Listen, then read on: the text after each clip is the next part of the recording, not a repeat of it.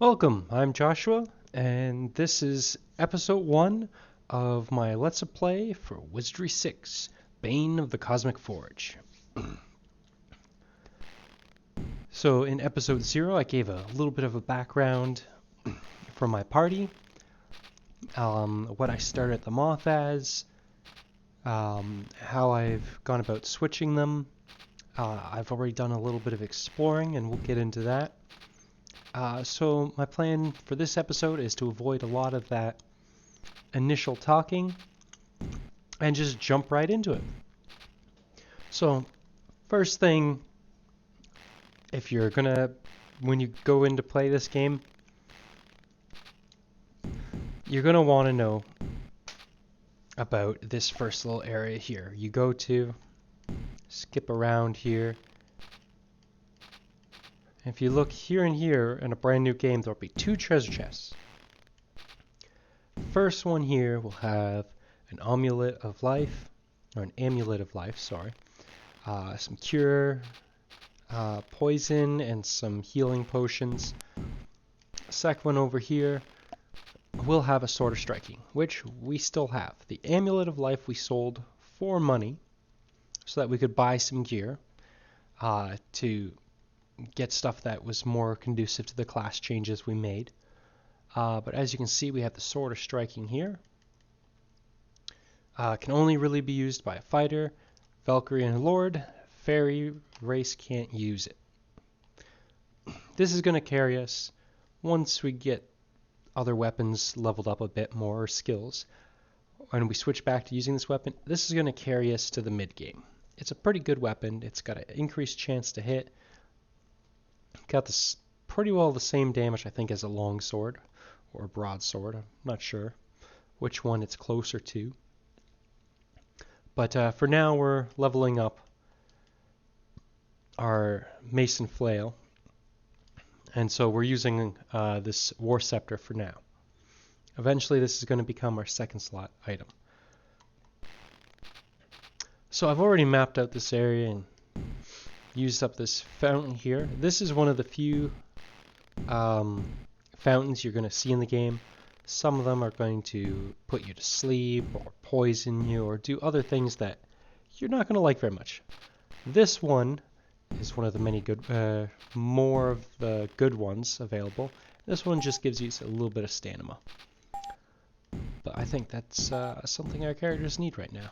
Other ones are going to do a little bit of stamina, a little bit of healing, give you magic points. There's one in the game that just gives you just magic points. But we'll get to that one closer to the mid-game. So I've already done some explaining, or some exploring. But we're going to go back over those areas just for those that, want to have those areas covered. We'll start with this nice little area that I have marked off over here on my mini-map with the little red.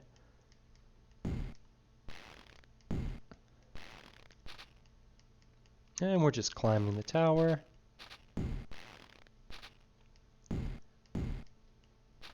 And normally you'd come here and you'd have someone that wouldn't let you in. Because I've played the game already, I know what to say to let this guy let you back in, but we'll get to that later on.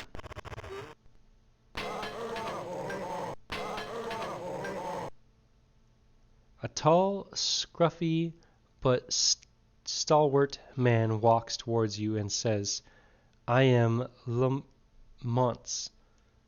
Did you find Snoop Sherry?" Nope.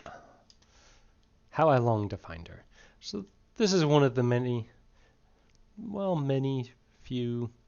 one of the NPCs that you can trade with in the game. I don't think I have anything I want to sell at the moment, but maybe he'll have something nice to buy. No, his selection is pretty limited. That's fine. He is a better option to sell items to than another NPC that I'll introduce you to later. By a small margin, but if you really want to maximize your gold gains, sell to him over the other gentleman in the castle. So I believe this just crosses right over. Yep.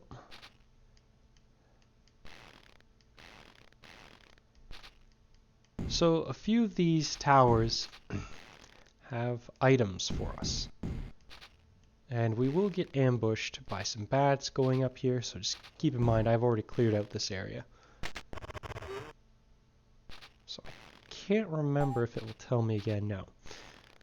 One of these will have a leather cuirass, which is nice to get while you're leveling up, or if you want to go for a more pure run where you don't want to sell items or buy a lot of stuff.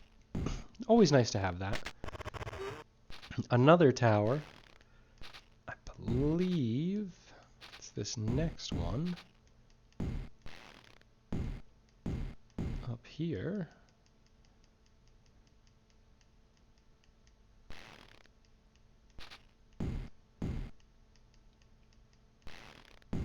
Oh, got turned around there. Yes, I believe it's this one. Oh no, this is the one with the treasure chest. Well, we're gonna save and see if I can, Oh, who has... No, you wouldn't have it. Does Sly have enough Skulldry? Nope, but we're gonna go for it anyways. And we're gonna save before we do it. Going to inspect the trap. That didn't give us much. I don't think anyone has Divine Trap either.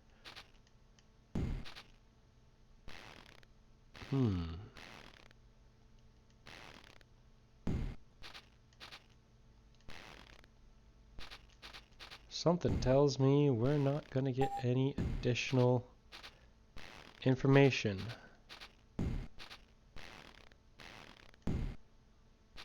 Yeah, there's A in every one of these. Let's try Vorpal Blades. Could not disarm it, because I'm not skilled enough on it.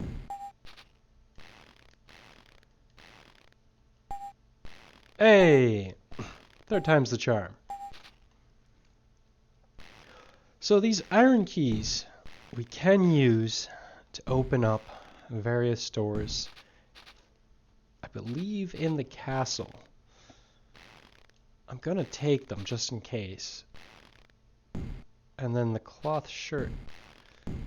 I think we're gonna end up selling these.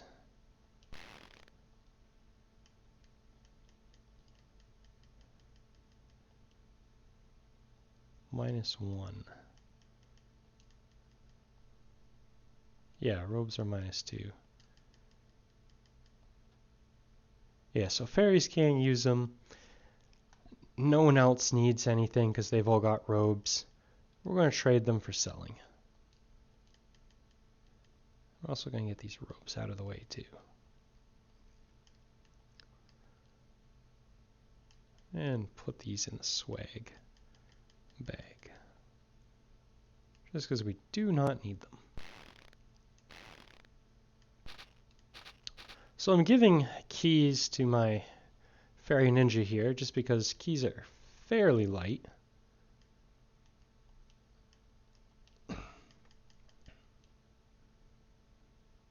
Oh, I can merge those two together before putting them in the swag bag. And I believe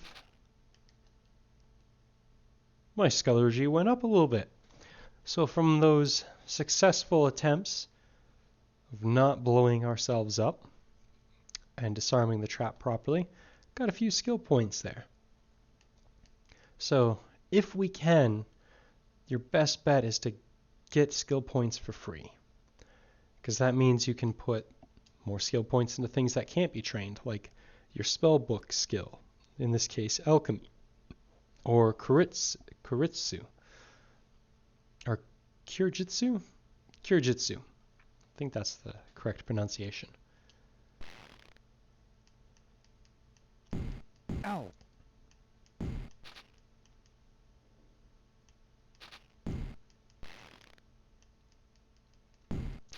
And then this other corner.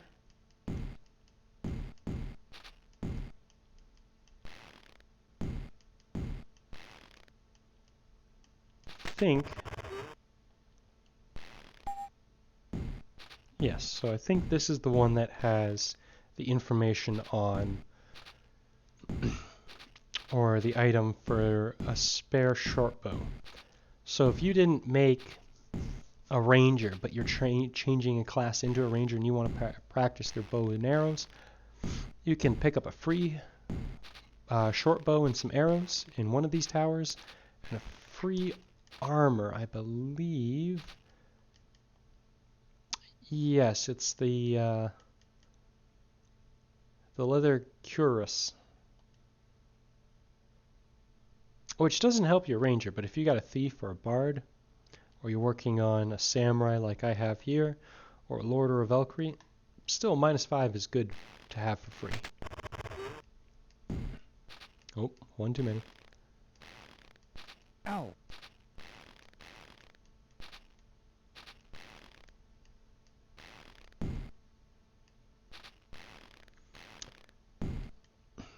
So that covers the four corners. Let's go into the basement. And we'll just give you a quick introduction to one of our favorite merchants. Speaking of which, do I need more arrows? I could use another bundle of arrows. A barracks full of broken cots turned to rot. All you find here is all you find here. Wait, you heard a noise. A silent, mysterious, dark man appears from out of the shadows. May I interest you in a bargain? Quay. At least that's how I think you say his name. Something like that. Let's see if he's got any arrows for us. We will need this mystery oil later, but for now we're fine. Another thing you can get if you're doing a run is you can get a bunch of these cherry bombs by selling your Amulet of Life, and that will help you immensely deal with some large groups if you haven't done a lot of class changing like I have with this group.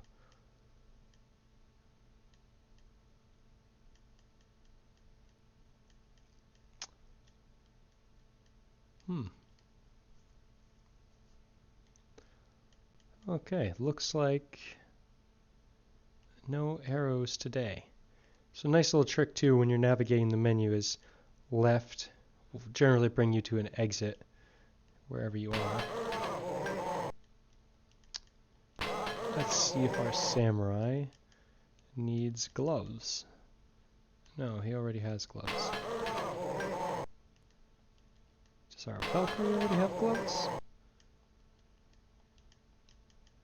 Yes, she already has gloves.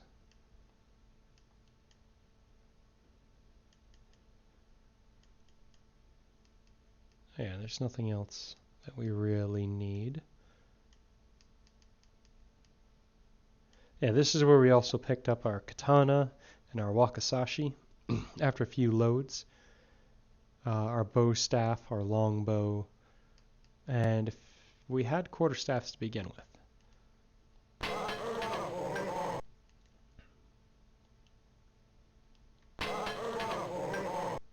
He does upsell his items considerably. I think it's like plus 25% or plus 50% the value.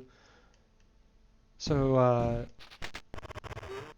try to buy things you think you're going to need for a while.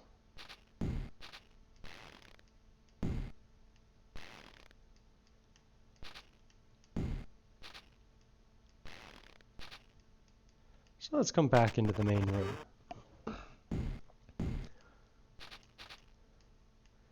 And maybe we should put that Scullergy to use and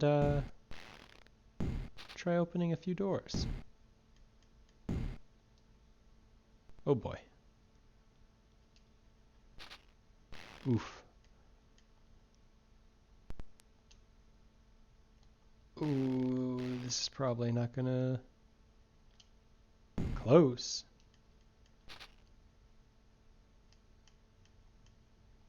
Yeah, that's jammed. Oh, an encounter. I was going to quit. I probably still will after this battle. So I'm just going to do all-out attacks. Normally I'd be practicing my hide skill, my ninjutsu, because I want to get that to 100 as quick as I can. Because eventually we're going to have bosses that we're just going to want to hide from and spam spells before we start dealing with them. And in this case, our guys aren't very leveled up, so they're having a little bit of difficulty hitting. If you want, a good way to deal with that is to use enchanted blades before battles, or in battles. If you've got a priest or a psionic base spellcaster, bless is a good spell.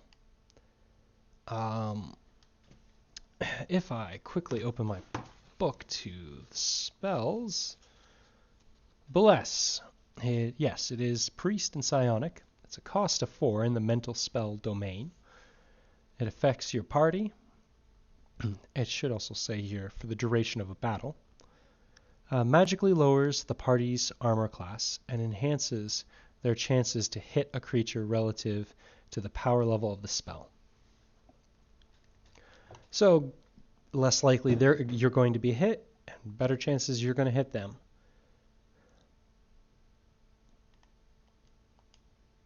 And then enchanted blades here. If I can go to my divine spell book in this old guidebook I have from my parents, is a priest domain or priest spell from the divine spell domain. Affects the party for the duration of based off the power, and it lasts even outside of battle. Magically enhances members' weapons and increases the likelihood of a successful hit on a creature. It also increases the chance a hit will penetrate the creature's armor. The duration and power are relative to the spell's power level. So not only is this going to help us hit, but get through their armor.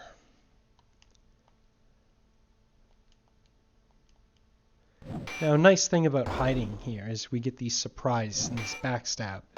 So you're going to do double damage. So you're always going to get even numbers, unless they have some sort of reduction.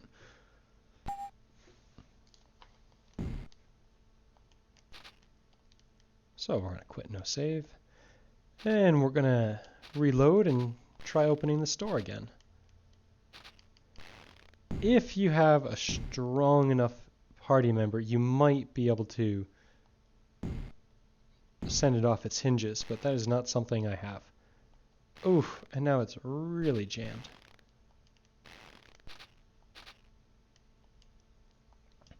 Now I could just go to my keys, use an iron key to open, but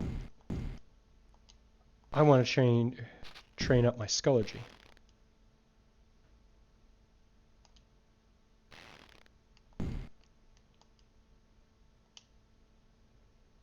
And it looks... Oh.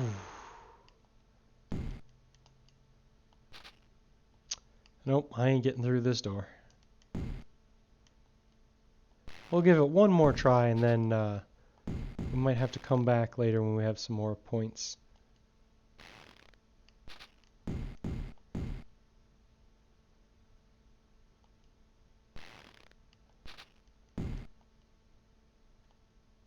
Jam. Okay. So we'll just have to come back when we have a few more points or use some keys.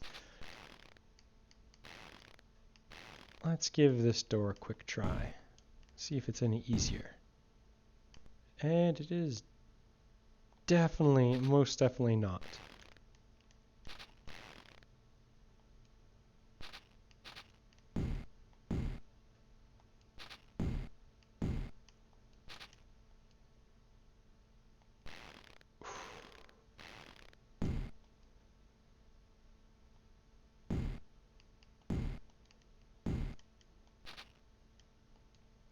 So that's fine. We can always... Let's see where else we can go. Well, I might as well show you the belfry. So if you come up here to this level from the side, scooch around, back here, you'll find another set of stairs up, where it says, keep belfry closed. As you can see, I've already gone through this area and mapped it out. Looking up the large well to the top, you see only darkness. On the floor, however, you find the remains of many small rodents, and some bits of blood, and what appears to be excrement that fell from above. Ow. Already looking like not a pleasant place to be.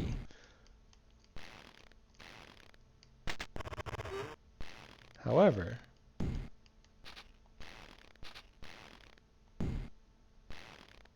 let's just double check that we've got it. Yeah, we're set on expert. If we come here, we see a large blackened bell hangs silently within the top of the belfry, covered with sooty molds and splotches of bat droppings. Ugh. A long, thick rope descends from the bell down into the well, and is used to ring it by holding on and jumping in. It also appears to be the only way across the well. Let's attempt to swing across.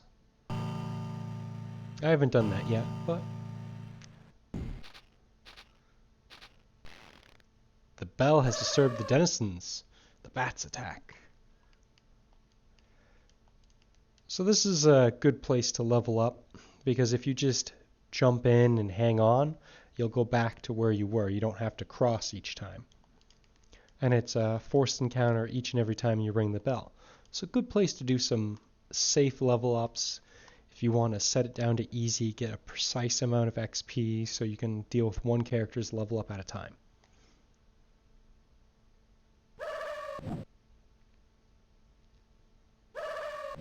Ow. Now for a beginning party, this is a very difficult battle. Thankfully I've done some leveling through multiple class changes, and I have about 30 some HP on most of my guys. When you first start off, you're going to have like anywhere from, I've seen characters roll as low as 1 to like 9 HP. That being said, I like to roll with a higher amount of vitality so that I can get that +1 to magic regen. So now that some characters have hidden, we can drop an enchanted blade. We could have done that before going into battle, but you forget sometimes. A low-level sleep is all we really need for these bats. Level 2 bless. Get some other characters hidden. And we really only need... we only need level 1 sleep. We only need to hit the first 2 groups, because the third rank bats can't hit us. They're strictly melee. They don't throw anything or shoot any arrows or launch any spells, so we don't need to worry about putting them to sleep.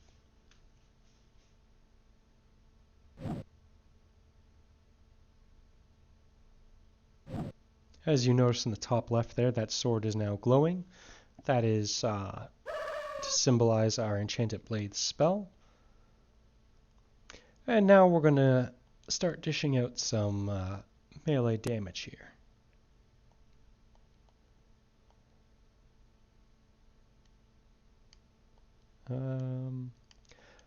Another thing I should mention, swinging and thrusting are going to provide different bonuses. So your swing is what you're going to want to do if you're having trouble hitting an opponent. Thrust is what you're going to want to do if you're having trouble bypassing their armor. Provides a little bit, but at the cost of accuracy. So typically though, once you've got a bless up and an enchanted blade up, you don't really have to worry depending on your level, your skill level, the enemy's armor, chance to hit.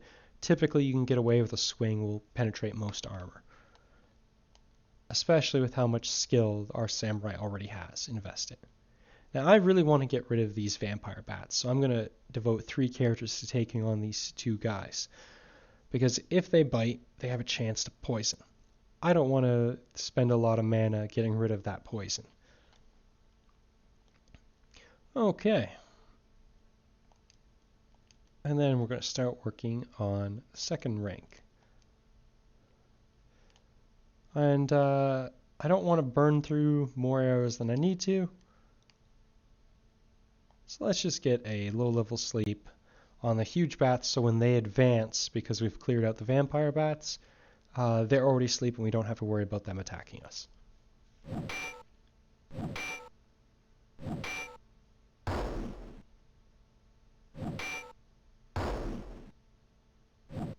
Once again, if this is a brand new party, you're going to have a hard time hitting, because very little skill points, just low level. You're going to get a reduction in chance to miss with each level up too, so that really helps. I've got a few levels in some hybrid classes that really have a better chance than the magic users I started them off as. If you want to know more about that, feel free to drop a comment, or go back to the prologue episode where I do a breakdown of why I chose which classes, stats that I think are important to start with. Okay. Another thing to think about in combat is, had these guys hidden, if they would have not defeated their targeted enemy, they would have become revealed, and I would have had to rehide them. But once you're doing enough damage, hiding is a great way to clear out enemies, because you get that double damage, and as long as you kill on that first strike, you'll be able to stay hidden and keep getting that double damage bonus each time.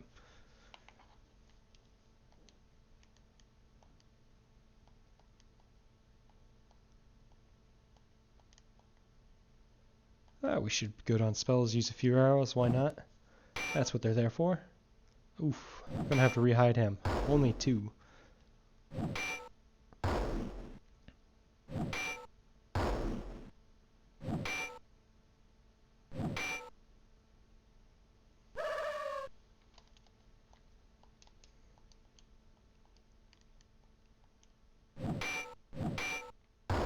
Now, if I'm not mistaken, we might even have a level up to deal with here.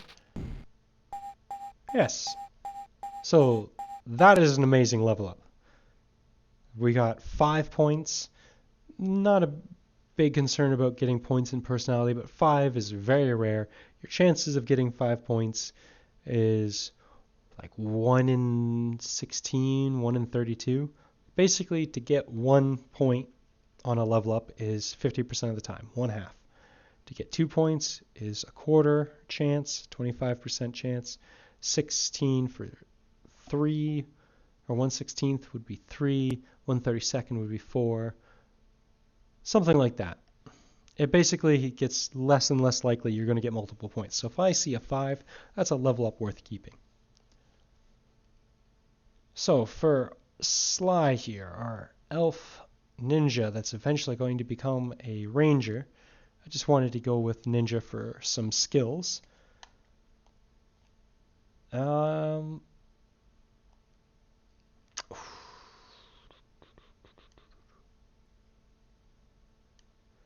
Gonna put a point in both his spell casting, but I need some more skulldry just so I can open some doors. And I still have plenty of spells to choose from, so I'm still good in that regard. Firebomb, an amazing spell for the alchemist. Ninjas have the alchemist spell book. It's going to do damage, and then the following turn it's going to set up with another wave of damage based on your power level that you cast it at. One of my personal favorite spells.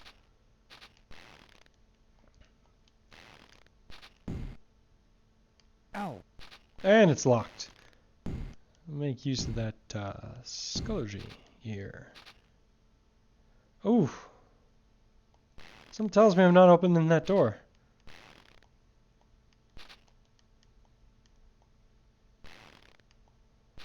Let's, I think we're using a key here this time.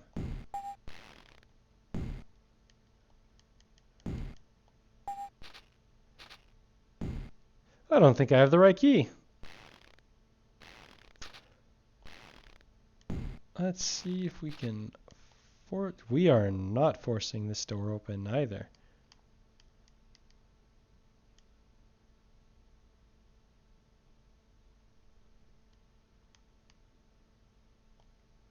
Yep. Yep, we are not opening that door.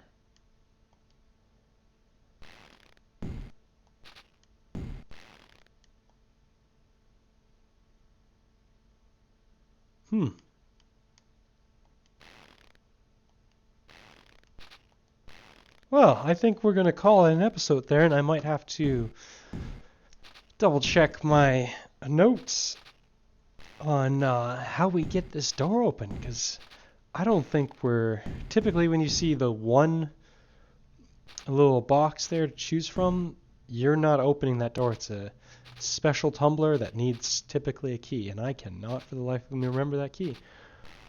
So I think this is a good place to stop for now. Anyways, thank you for joining me, and hopefully we'll see you next time. Bye for now.